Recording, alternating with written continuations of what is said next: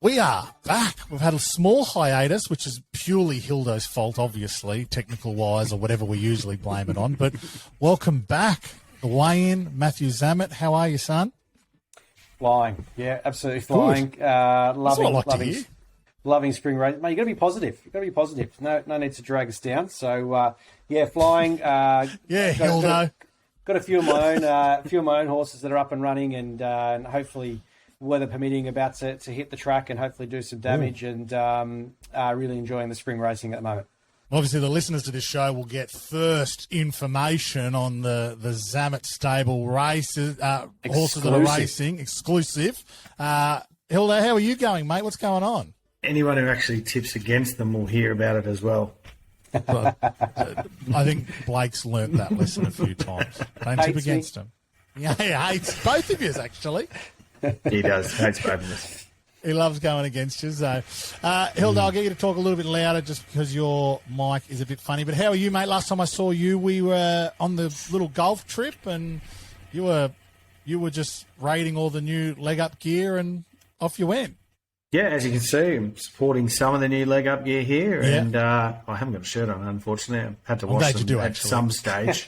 But, I ended up with a new wardrobe out of the weekend. So, yeah, I'm ready to go again if we've got another event on or something. Zammit, and why I say I'm glad he has got a shirt on, he rocked up to a boys' trip, punters club. It's our punters club weekend away. We wanted to do an 8-ball, so Hildo got the call up early days. And what you came with phone, maybe a phone charger, I'm not sure, 3 vapes, 2 pairs of shorts, 1 T-shirt and a polo shirt for 4 days.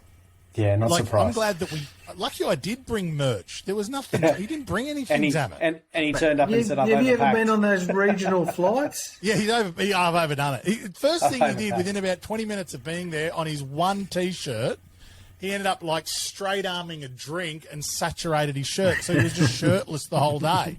And the next day. It was, have you ever been on those regional flights? You can't fit anything on there. I was worried about not being able to pack any luggage. So I just dead set sat in the cabin. So you had the Moir Stakes at Moonee Valley on the Friday night. You jumped on a plane with us. Yep. You were up with us fairly early Saturday.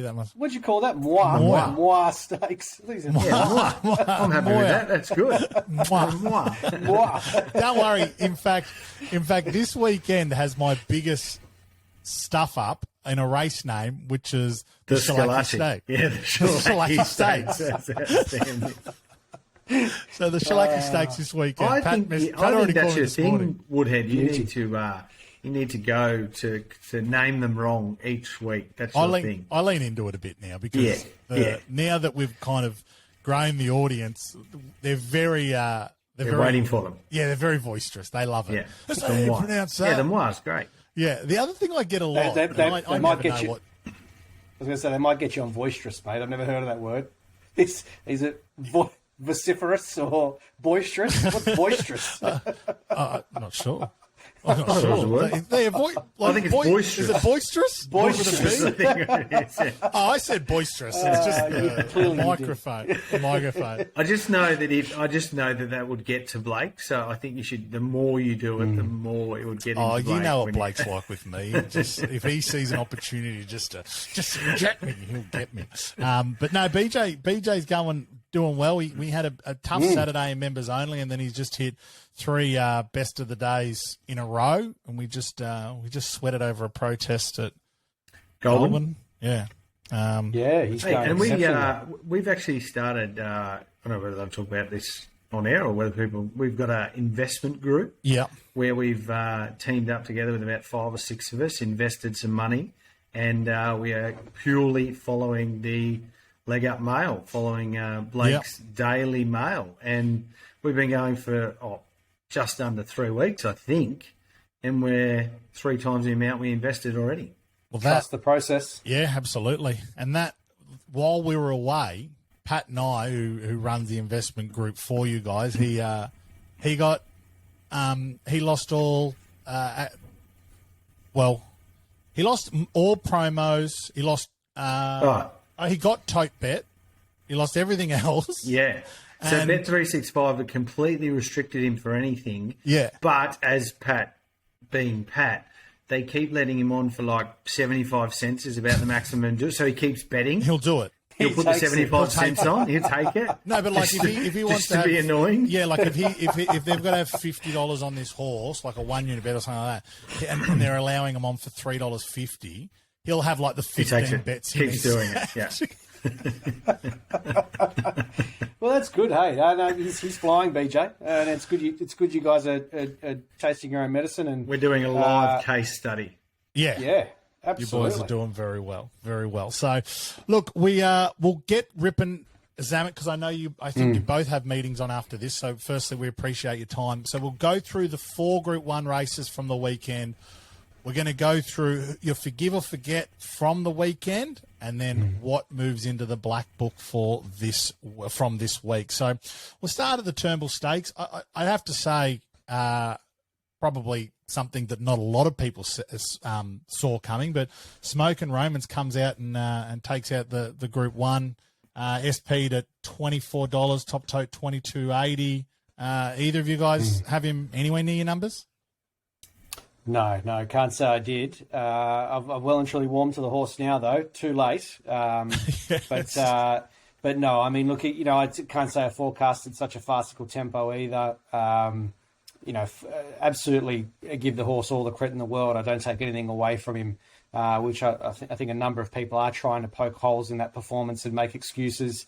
I don't know that I necessarily am getting on board with that.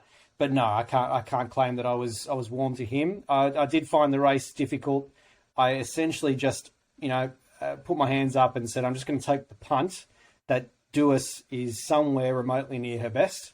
And on that basis, if she was, she'd have a lap or two of Flemington on them. And my secondary bet was Young Versa, who I thought was overs when I had a bet on him at $13, I think it was. And that was my play. Nowhere near Smoke and Romans. Young Verta ran well for a placing, which didn't help, and Duis no good down the track. So no, I can't say I got anywhere near the result, but I'm not putting a line through the form as much as some are. Yeah. And Young Werther, there was a bit of money late for, I think, SP'd about $9. Sure did, yeah. Hildo, did you have a bet in the race? And if you did, who was on? No, I didn't just watch the race with interest, and couldn't have found Smoke and Romans. I thought it was an extremely tough race to dissect pre-meeting, where the winners were going to come from. And then, luckily I didn't sort of invest in the race because Smoke and Romans I wouldn't have found it. Didn't know what I thought out of the race. I thought I was a little bit disappointed. I thought Flemington played up the inside on Saturday, but 9 metre rail at Flemington was probably kind of expected. So on the basis of that, I probably thought Knight's Order was a little bit disappointing, considering he thought he got to control the race and had an on-fence bias, and a lot of the horses sort of held on during the day. I know he didn't get beaten far, but I think it just shows that he really needs to just get his toe in the ground to be in the mix in those races. And I mean, if we get rain come around the carnival time and the cup and stuff, he's going to be in it. But other than that, probably can't have him moving forward. I think they dried it out. I think it got to a good 3 on the weekend. Sure did, yeah. So, Turnbull's a good 3. Yeah, I thought, horses like Luncey's an Inspirational Girl were good, coming from well off the pace, given everything that Luke's just summed up there around tempo and the way the track played. I tell you, I'm interested in your thoughts, guys, whether you've got a view. Gold Trip, I was potting him leading into the race. He was a very warm favourite, number of experts all over him. Not giving myself a pat on the back, but just interested. I think from what I can gather, plenty of people still looking to forgive him again, and happy to be with him next time. Had a bit of a wide run in transit, but honestly, I just don't see how this horse is doing anything like what his form from Europe suggests he would have been, and I don't see how it gets any easier for him, whether he lands in a Caulfield Cup or a Cox Plate next. I thought horses like Luncey's an Inspirational Girl were going straight past him late. What do you guys think?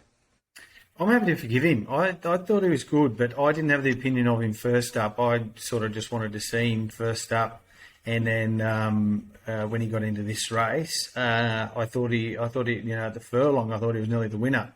Thought he was going to go straight past him. May have just petered on his run. I still think he's getting getting to his top. And one thing, the Maher and Eustace team are very good at sort of, landing their horses on grand final day, which I think they're doing with him, and I just don't think he's reached it yet. So I'm I'm okay to forgive him because I haven't had him up there yet or expected him to really produce A1 games. So I sort of thought his run was good on the weekend, and he'd be something that I'd definitely be interested in next time round. So what is the grand final for Gold Trip? As you said, Zammit, good you're question. not really sure what races they would be targeting now, because I agree. I'd have to say Caulfield Cup on the weekend. Well, you'd think so, but if they go there, not sure. I wouldn't like to. I probably couldn't come to him in a Cox Plate. He meets these horses worse at the weights, How's he going to beat Smoke and Romans in a Caulfield Cup, who drops to 50.5 kilos or something like that? I just don't see it happening.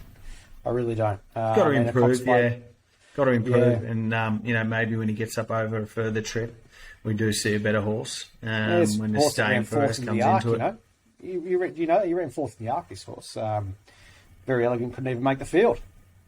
what do the French know? They nailed it, but she was pretty disappointing in the race after, so. Well, the race she ran in on Sunday anyway, but bloody French. Oh, yeah.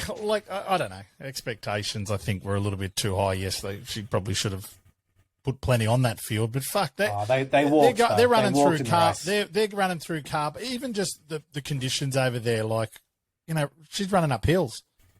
She's not going on a tight turning track or a wide turning track. It's a track that kind of goes in and out. She sit there boxed in on the fence. It's slow as. I don't know. I don't get involved in the Facebook fights, but I just felt the Very Elegant fight was something I was happy to take out. But yeah, French. Love the French, actually. She's obviously not at a peak either. No. Bring her home. Definitely not. Bring her home, guys. All right, let's head to Sydney. We had the sixth race of the day was the Flight Stakes. We're on a heavy 8 there on the weekend. Zoo Gotcha. Fireburn ended up getting into $2.64. Zoo Gotcha ends up getting him $4.80 was the SP price. She's extreme. Tommy was having a day. He was riding beautifully on the weekend. Hilda, I'll start with you on this one. Who did you have a bet on? What did you take from the race? Interesting. Sydney was tough going, tough track. Yeah. Tough testing conditions. And with the forecast, it's just only going to be worse come, this weekend. We've predicted 90 to 100 and something mils of rain. There's flooding in the Hawkesbury again. We've got a week out from following week we've got the Everest. And it's not going to get any easier up here as far as track conditions. So you really need those tough wet trackers that can get through it. I thought Zugotcha was great. I think they were questionable whether she'd sort of run the mile and stuff like that. I thought it was a great ride. She was very good. She's extreme. I thought went well. I probably only thing I want to take out of the race is I'm probably going to bin Fireburn now. I'm going to call it Fire Pit to go along with Slow Unger and a few of the others. He's in the fire pit. She's in the fire pit. That's his warm up for Ice Bucket.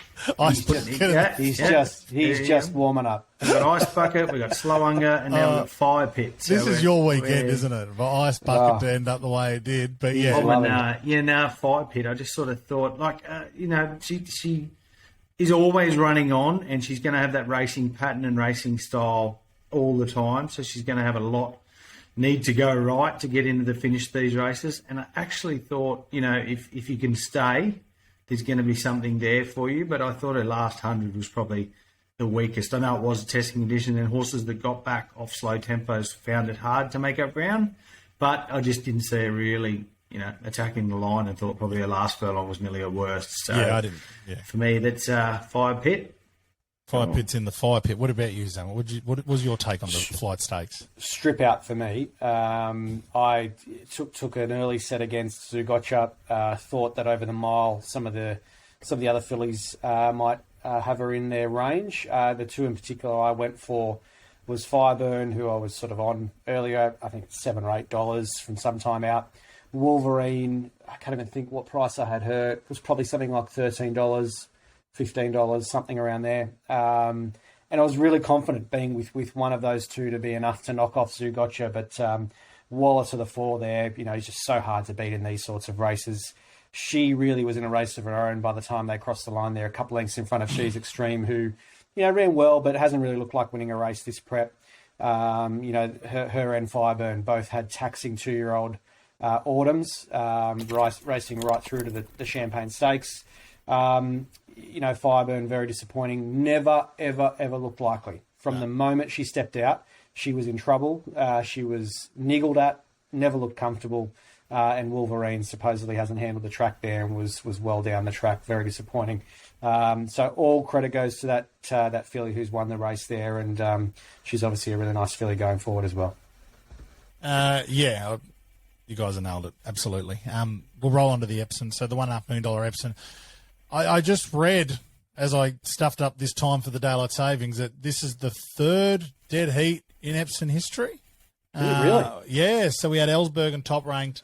Ellsberg at 17-1, top ranked at $4.80. Hinge looked good as well, to be really honest with you. But we were kind of riding the wave with Ellsberg because one of our good mates that we played footy with, his old boy owns Ellsberg, and they're chasing that Group 1, and even they were kind of saying, place bet's a good bet this weekend. So I think they were surprised that how strong Ellsberg was. What did you think, Zammit? What did you think of the this year's edition of the Epsom? Look, I think that the spectacle of the finish was probably the highlight. It's a shade of its former self, the Epsom, and that's, I think, probably one of the victims of these pop-up races, these special races, and prize money being redirected to other places. I think it's a real shame, actually. Some of the quality horses, even at the top of the weights for a handicap in a race like this, that just weren't there. The Ellsberg's carried 56, and part of the reason why I couldn't come into the horse, wouldn't dream of a horse like that. I think his highlight was third in the All Age last prep, being a horse up in the weights like that. But such was the quality and depth of the race. The spectacle at the end was fantastic. It was great to see Annabelle and Sterling, Alexiou there on the track, both with smiles on their faces, both two sets of happy connections. Would have been devastating to see a winner there, because I think both sets, if not at least one sets of connections, went off pretty early with the early crow, thinking they'd won. I had no idea how you celebrate a finish so close like that in a Group 1. I'd be saying nothing. But I saw the exact same thing. I thought that too. Yeah. I actually think it was some of the top ranked owners.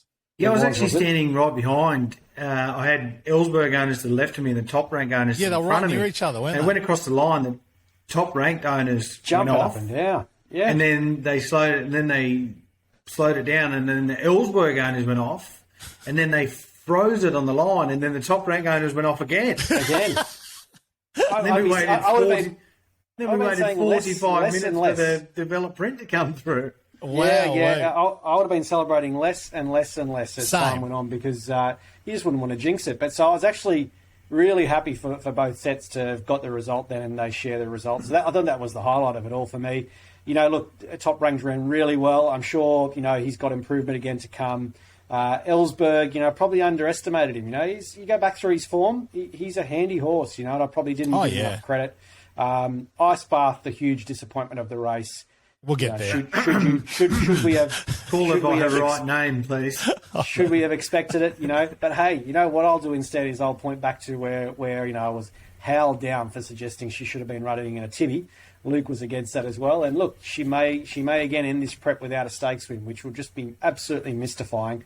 But disappointing. I thought she had all the conditions to suit. Nimmerly was my other major play in the race. Had to do a lot of work early on. But I perhaps didn't handle the backup herself there. I think there was a few horses through the day, if they're on the 7-day backup, potentially didn't cope. She, Luke, you probably know more than most as to a horse that, if you look through a form, doesn't get too many runs of prep, and is best racing fresh. It did, in the back of my mind, play at me to say, is this really a mare that's going to be backing up in a Group 1 and finding her best? It's always tough to do, and I think they came off, they got Ranger in the day in that Rosehill meeting last week, it was Rosehill last week, yeah. Rosehill Randwick, sorry, but they did get Ranger in the day. Ranger in the day, so it sort of got testing during the day, so it's sort of coming off a bit of a testing track onto another testing track sort of thing, which makes it harder, but also I think sometimes horses need to be used to it.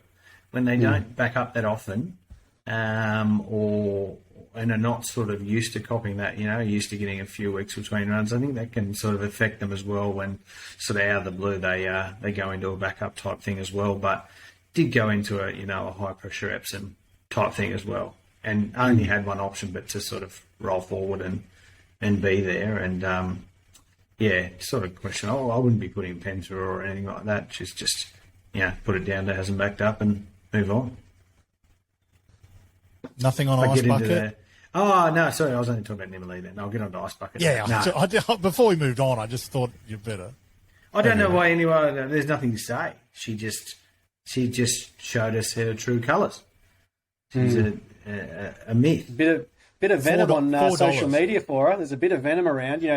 There's the two narratives. The first of those just saying absolute cat, pen it, and then the others saying that was my account. To be kidding. She's $4+ million. Who wouldn't love to own her? Racing at that level is hard. Imbeciles. Get off social media. Get off the keyboard. So yeah, it depends which camp you fall into. We know where Hildo does. But yeah, I have to say, she did for me, put a dent in things in terms of, I just don't know how now you come into her and back her, especially at the sort of price she started there in a Group 1. She's had a number of chances now, I guess. But at her level, in an invitation, later this prep in the invitation, that'll be her race. I think this time in maybe her better runs have actually been on better going. I know I would say she's a wet tracker and she loves it, but her runs this time in, her better runs have been on when the tracks have been better. And especially that track on the weekend, because it started to get it had heat, it had rain, it had everything. It gets really gluey and really sticky, and you've got to be able to get in and out of it. And some horses just can't handle it. I'm very scared moving forward for what kind of tracks we're going to get and what horses can and can't handle them, sort of thing. Ellsberg was probably the blight on the race for me. I feel it pulls it back a bit. I like Top Rank. I liked him last time he was here. We actually backed him in the All-Star Mile pre-post leading into it, and he ended up not getting there because he injured himself. But I actually think he's a really nice horse, and I would have loved him to have put the race away and shown he's above that stature. Ellsberg getting so close and Hinge getting so close actually just drags it back a touch for me. But, it was a good result. It was a great finish. It wasn't the race it was. I think the Golden Eagle has really had an impact on the Epsom, because you've got those 4-year-olds now that don't get aimed at the Epsom that would have run in it, that are going to run for $10 million in about 3 weeks' time. Yeah. They're not getting them up for a mile grand final couple of weeks out, so I think that's definitely had a massive impact on it. Fair point. I thought Hinge was probably the run of the race for me. I thought she did the donkey work, cut the rest of the field up, and then was really, fighting there at the finish and had no room. I know got the McAvoy squeeze. wanted to watch the footage and things like that because he was he thought he may have been in line for a protest, that he was really getting cramped up by those two other horses. So I sort of thought she was the really good run of the race. Yeah, I tend to agree with you there, Aldo. Okay, let's move on to Forgive and Forget. Give us a horse that you either backed or you thought would do more, and whether we're going to put the pen through them or we're going to forgive them. Hildo, have you got one for us? Fire pit. Fire pit. Pen? In the fire pit. Pen. In the fire pit. Zammit, you got one for us? What are we doing? We're doing forget? Forget or forgive. Someone that kind of had your money on the weekend. You can have one of each, Zammit, because I know you'll have one for each. You can have one of each. You can have just one that you decide what you want to do. Yeah, I'm saying do us forget. That's it for her this prep. There you go. She clearly hasn't come up, and I think that's plain to see. She was ridden further forward than she should have been, I think, there in the Turnbull, but they went slow enough for it to not have dragged her too far out of her comfort zone. So I'm saying forget. Yeah. Forgive. I'm going to forgive Montefilia, and I really struggled to do that. I really struggled. I originally was going to throw her in the forget, but the reason I'm going to do it is I'm a big believer in paying attention to the market, and there was a set against her there through the day. Something wasn't right, and she's run well beneath what she's capable of. She should have won that race, albeit Cascadians absolutely blitzed them and just swum through the going. I mean, Collett's come back and said she didn't quite handle the heavy, which she's always handled the heavy. I just don't understand how that presented an issue for her. But I do think she needs another look before you ban her. She's a very good mare, multiple Group 1 winner. and I'm prepared to give her another go. But Duos for me, something not right this prep. Both horses go to the Caulfield Cup now. Spoke to Jason and Josh individually this morning, just catching up. And they were, Josh thought it was a pass mark. He was like, I was a lot closer than I have been. I just gave her a dig and she put herself there. So he sort of thought, oh, well, I'll ride this race now. And he was sort of thought it was a pass. He was happier after Saturday than he was her previous run. So he's on to the Caulfield Cup. Collett was a little bit just like, oh, well, we just sort of got to move on with it. He didn't think she handled the track. And just hearing some of the jocks about some of these Sydney tracks, or especially Randwick at the moment, some of even the wet trackers don't get through these tracks. So he's on the Caulfield Cup and down there is probably going to get a better surface and could turn it around. But it's tough going here in Sydney for a few weeks. Yeah, it's going to be interesting to see what kind of results are thrown up over the next couple of weeks, especially like you said with that weather that's there now and what's predicted. What's coming? Okay, we'll move on to the Metropolitan. And, Hill, I'm going to get you to kick us off. But, yeah, Tommy, Peach, no compromise. LaDonda V was very strong. No compromise SP, $7.50. End up putting a gap on him too. Hilda, what was your thoughts on the... Yeah, look, a little bit like the Epsom is in it. It looks like a race of the past, or years gone by. The field is just nowhere near as strong as what you'd really find, and used to be a great lead up into the Caulfield Cup and the Cups. The only thing I will say, when you look at the field for the Melbourne Cup, well, this is what we've got this year. This is one of the weakest Melbourne Cups and Caulfield Cups that we've seen in a long time. We have limited international raiders. We've got no Joseph O'Brien and Aidan O'Brien, who generally have horses for Lloyd Williams and things like that. They've got none coming out. We've got hardly any international raiders. And, we've got horses like Arapaho, for example, who only won his listed race and a group race earlier this year. He's a nice progressive horse, but he's not the top echelon, and he's 20th on order of entry for the Melbourne Cup at the moment. So that's the kind of field we've got. So it's kind of the METROP we had on the weekend is what we've got this year towards the Cup. So we've probably got to, you'd sort of look at it and go, oh, I don't think any of those can sort of measure up. But these are the horses that are going to be there. So we've got to work with what you got. Work with what we've got. And, all credit to the winner. It was a good run. No compromise. But they're really good. It was a very farcical tempo. They didn't go along at all. Tim got his own way on Sacramento, who actually was a pretty good run, but had every right to finish where it did because it dictated the race. Grove Ferry pulled itself into the ground outside the leader. He would have liked to have seen it inject some tempo, but so no compromise did a good job. It wasn't really a staying test in such because they just went so slow. And I think Durston was a really good run in the race. He had to get 3 wide and track into the race. Realm of Flower was a good run, but when you're 3 wide, he was 3 wide the trip with no cover. It's generally like, wow, what a good run, but on such a farcical tempo, I only give it sort of limited credit to what it did. It's still going along nicely. As I said, Durston just had no luck from where he's from. I thought any tempo in the race, he just probably blouses them and goes on and wins the race. You could see Kieran in a world of pain trying to hang on to that horse. He's a pretty strong going horse. But look, I think a few of those horses will go to the Caulfield Cup. The rest of them will go to the St Ledger in 2 weeks' time over 2,600, and then they'll head on down for the Melbourne Cup. So, I can't really say the winner hasn't come out of that race. In normal years, you'd look at that and just wipe it and put them all in the bin. But they're the ones that are going to be there. Yeah, I'm fairly certain the Caulfield Cup winner won't be in that race. Look, all I'll really add is just, not add, you mentioned it, but just emphasise the point about Durston. I thought he's a total forgive. He'll keep for another day, just had no chance from back there on that speed. But yeah, I just can't compare that race to a Turnbull, even again, as it was a farcical tempo in itself. But horses like Smoke and Romans who are going to turn up there with such a low weight, and it'll be very, very difficult to beat. And if there's any class coming from anywhere else and improving on the day, such as a Montefilia or a Duos, who, as I've said, I don't think has come up. But these sorts of horses, if they were to produce their best, have that much class on some of these stayers. It's not funny. So yeah, not a lot to add there. I think you've summarised that quite well. I'd just say stick with Durston if you were on and you were disappointed. Don't be. He'll keep for another day. Yeah.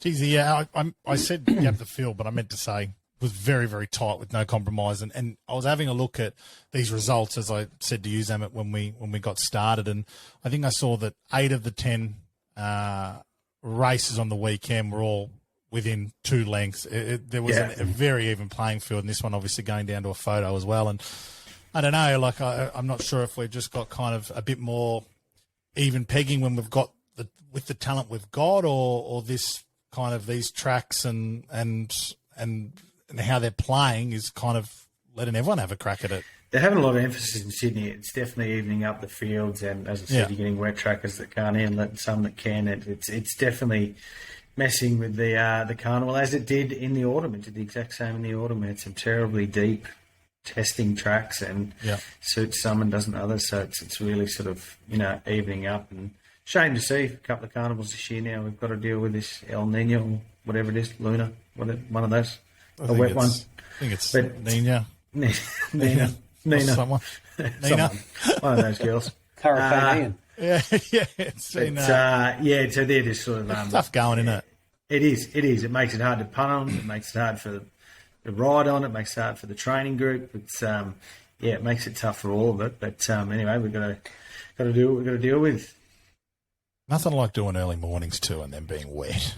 Oh, that'd be hard, wouldn't it? Just dragging yourself out of bed, especially when Luke's only packed one t-shirt. Yeah, that shirt got wet. He hasn't had a shirt all week. Put another shirt on, Luke. It's the only one I've got. It's the only one I got. I wear this every day. I'm so glad the Baker Racing apparel room is full. Oh, is it? You would just help yourself. T-shirts and jackets on the way in. Well, look, I took merch to the golf trip for Hilldale and things like that, and I think I'm looking at a thing here, Zammit. Your merch is it's on the list, and now we've got a bloke that'll send the merch instead of Blake, so you should get it. Very that makes a difference, hey? Yeah, 100%. You got to send this merch. It's all good giving it away, and people buy it. Got to send it. So a few of them got out. I think yours actually got out on the 29th, so you should have it fairly soon. That way, most of my merch was pilfered by everyone. What about Pat? Pat had 3 brand new hats sitting in his little. He hid them in the room, and he even said, I was just wearing everyone else's hats because I wanted the brand new ones to go home with. He wanted to take Chris ones, and I was watching him. And Pat, we're in the room, and I think Pat was in the shower, and I was sitting there on the bed. And Hildo walks in. All right, see you, boys. I see him walk straight into Pat's wardrobe, pick out these 3 fresh hats with tags on it, straight in the bag, 2 shirts, straight in the bag. Isn't it the way, though? The richest bloke out of all of us, he's the one that wants the free stuff. It's the one who's probably got the most, too, Pat. He's probably got the most gear, but he wanted the crisp gear and just wore it. 100%. I was just wearing everyone else's so I could have the new ones to go home with. His clothes go lizard rag very quick. I don't know what he does to those clothes, but there's holes in them. There's probably the way that's when he's at. Probably the way he puts them on his head. Oh, that's right. Yeah, that's why the neck hole's so big. Yeah. Oh, and also like he did on Saturday night when he put the shirt on his head and tied it up like a bandana. That it looked cool. Looked cool, didn't he? All right, let's get back to the Black Book. So, Benno is racing. Well, Benno's racing this weekend. Right? What a disaster! I know, but we can make it back up because obviously Benno went into our Black Book, went into everyone's Black Book off that beginning of last month. He's not winning the Might and Power though. He's not winning that. I mean, it's just an utter disaster. You know, the Black Book was for the Metropolitan. I mean, and he's been given the wrong stuff the week of. Oh, gosh, jeez, I would hate flushed his system. He's ready for the mind. He might be. You don't know, Zammit. He might be nice and juiced up, ready to go. Can you say that? He might. I don't think you're allowed to say that. He might be. I don't know. But look, he's not going to win the Might and Power. He might win the Caulfield Cup. It's one of those races this year. There's no reason he can't, provided he runs out a strong 2400, which is probably the only thing that I'm now starting to question about the horse. But yeah, he'll be there. I Wish I Win was my other Black Booker for the Toorak. Yep. Going to start a short price favourite, as short as they normally start in a race like that, I would have thought. A Toorak handicap, he'll be close to even money. So he is being treated as over the line by punters. I think they're the 2 main ones out of my Black Book. As to new entrants, are we going there yet, mate? Or go there. Straight into new entrants? Yeah, tell us. Let me write it down. I'll write them down. Look, this one's going to be in everyone's black book and probably overbet as a result. But I can't not throw him in there. Francesco Guardi from the Bart Cummings. Do you guys see that run? Yeah. Nearly fell and has zoomed home. Exceptional run. Not the noms for any of the cups. I don't know why Waller doesn't have him in the noms. I'm sure there's good reason for that. Don't know where he ends up. He's very limited. That's probably why. Well, yeah, I mean, he's no star, but I mean, the black book doesn't require any level of ability. It just requires to be able to back them and win a race somewhere. So, but sometimes I find, I don't know. Sometimes I find with a horse like that's got so much exposed form, and then he has a birthday event, ran well on the weekend, got cut out, and ran on. Like I'm like, I can't sort of come to follow him. Yeah, it's a fair call. We'll find out quickly, though. He's not the sort of horse that, like you said, he's exposed. So it doesn't need to live in the black book for the next 12 months. It's more about next start. I just thought, he's run particularly well there. We'll have a look at him for next time. If he's not overbet, you can get in there. But if he is and they go stupid, then you just leave it alone. That was a good watch. Did you see what, like, he just took the weirdest stride. His legs kind of gave way from behind him and then he launched in the air. If anyone out there wants to go and watch it, have a look at it because it's some interesting viewing. And Craig knew it did well to stay on and keep the horse balanced, even though he got spat out the back. But then he did run on really well. Absolutely. And then two other quick ones, if I can throw them in. First, Mr. Maestro from the Superimpose. Not a strong race, but he's toyed with them there. I love a stayer with a turn of foot and who can ride the speed and then show some good acceleration. They're hard to beat in 3-year-old staying races when they've got a bit of stamina mixed with some tactical speed and some acceleration. I mean, he, I imagine, heads to something like the Valley Vars at Moonee Valley on Cox Plate Day en route to a derby. Trained by the right people, the Kiwis, Forsman. He is definitely, for me, the horse to beat in the lead up to the derby and the derby itself. And lastly, I'll chuck in Buenos Noches there, who I thought was exceptional there, nearly winning. Huge. I don't think Froggy pulled the whip. Don't know what happened there. Maybe he didn't feel the horse was balanced. Don't think he really ever got out that horse. Also felt he potentially went a touch late. It was on the fitter horse out of the two, with Giga Kick coming back from a bit of a let-up, a bit of a freshen. And probably I thought it needed to put a little bit more pressure on Giga Kick at a sooner time than he did. Was definitely finishing the stronger of the two on the line and looked to me to be the one that wanted the 1,200 metres up the straight next time. I am mindful, though, he's, I think, 5th run into his first lifetime prep now, albeit with a couple of freshens in between. But, geez, he looked outstanding pre-race. Really nice colt. And Matt Smith has done an exceptional job there with, I think, a horse he bought as a yearling for $40,000. So he goes in there. Giga kicks off to the Everest next. Who knows what happens after that? He may not turn up in a Coolmore. Buenos Noches for the Coolmore would be my other black booker. Yeah, very good. Okay, so Francesco Guardi, Mr. Maestro and Buenos Noches goes into the black book for Zammit. Hilda, who have you got from the weekend? Who's your entries for this episode's black book? Flag of Honour out of the Dosify. I think this horse is ticking over really nicely going towards a derby. I thought he was a good run on the weekend. As I said, horses that were back in the field found it hard to make up ground off not great tempos in a lot of those races. I thought he did a good job. I thought he sort of didn't get a lot of room either. He's a big horse that really likes to wind up. I think he's going to be much better once he gets to Flemington and the Derby, but he'll also probably go to the Spring Champion Stakes now. And he handles all going, kind of. I think he's better on top of the ground, but he gets through a wet track. I think he'll be a big chance in the Spring Champion and then go on to the Derby. And I really like the horse. I think he's got a heaps of upside, and I think he's just getting better and better with racing. Yeah, very nice, Flag of Honour. The market found him on the weekend too. They did, yes, they did. His first up run was good.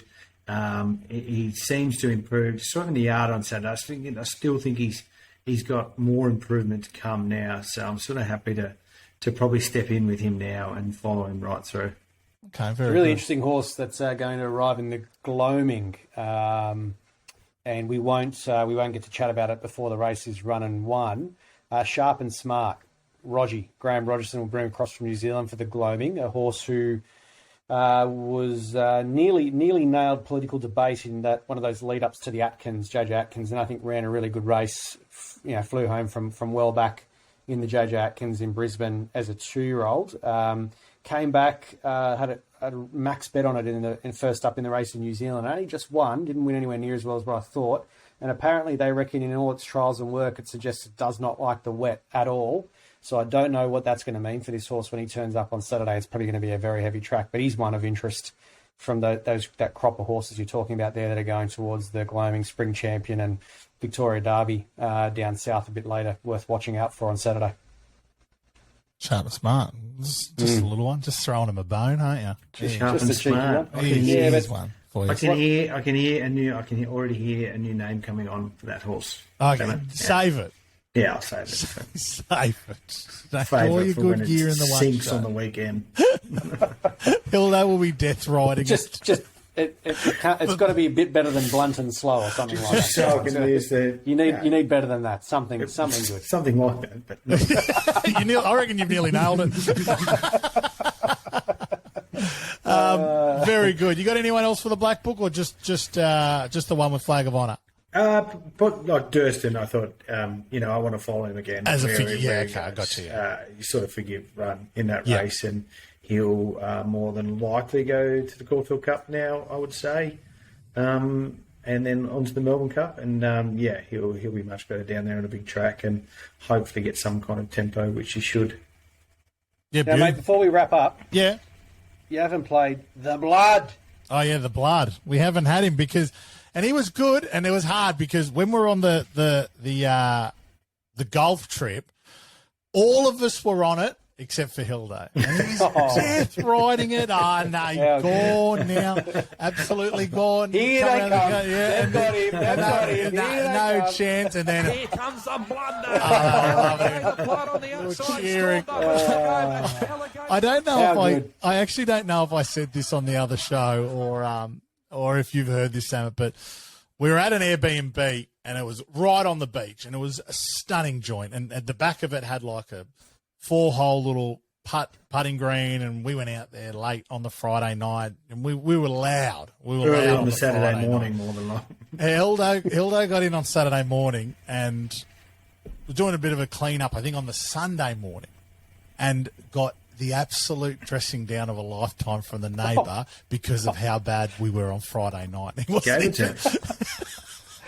She was filthy. Do you have little kids? Do you know what kind of noise you guys were making at 2 a.m.? I was like, yeah, we all got little kids. That's what we're here. That's what we're making a lot of noise. We can't make noise at home because we've got the kids. But yeah, they were giving him the absolute dressing down. And then she carried on about Friday night too, and I was just like, oh, well, I wasn't here. Take it up with them. And then, she's like, you guys are shocking. That Friday night, he goes, oh, hold on. Friday night. No, not me. But I'm glad. If anyone was going to get it, I'm glad it was you. She said, you are the worst neighbours ever. It seems like we could have killed their dog. That would have made us worse. I didn't say that, Luke.